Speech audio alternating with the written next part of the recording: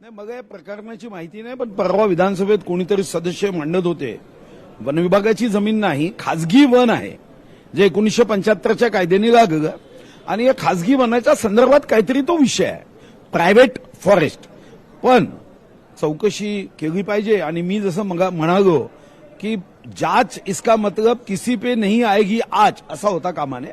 त्यामध्ये कडक कारवाई केली पाहिजे. अन्यथा लक्षावधी हजारो शहीदांनी प्राणाची आहुती देऊन देशाच्या स्वातंत्र्याचा मंगल कलश दिला आणि आम्ही मात्र अमंगल कार्य आमच्या हातून होता कामा नये याची काळजी घेण्याची आवश्यकता आहे.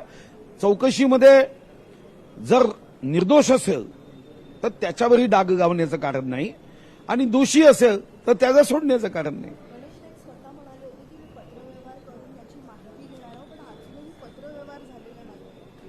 मग तुम्ही सन्मान्य गणेश नाईक साहेबांना हा प्रश्न विचारला पाहिजे, कारण आता मी आमदार आहे आणि मला काही फाईल किंवा त्याबद्दलची माहिती उपलब्ध करणे यासाठी तारांकित प्रश्न आणि लक्षवेधी हाच हत्यार माझ्याकडे आहे.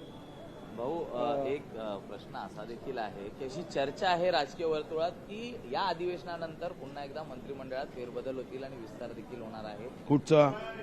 राज्याचा, केंद्रातला आणि राज्याचा. मग आक्षेप आहे तुमचा काही? याकडे आपण कसं पाहता? पाहतो, चांगलं आहे. पाऊस आला पाहिजे, पेरणी करण्यासाठी शेतकरी वाट पाहते आहे. सुधीर भाऊ आम्हाला मंत्री म्हणून पाहायला मिळते.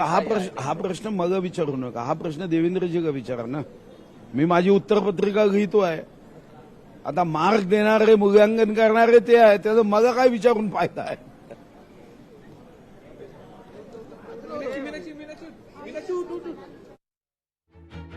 मार्क देणारे, मूल्यांकन करणारे फडणवीस आहेत. मंत्रिमंडळ विस्तारात मला स्थान मिळेल का याविषयी मला विचारून काय फायदा, असं मुनगंटीवारांचं म्हणणं आहे. तर टीडीआर प्रकरणी जांच होनी चाहिए और किसी पे आज भी आनी चाहिए अशा शब्दात मुनगंटीवारांनी प्रतिक्रिया दिलेली आहे. हा मुद्दा गेले अनेक दिवस लोकशाही मराठीनं लावून धरलाय.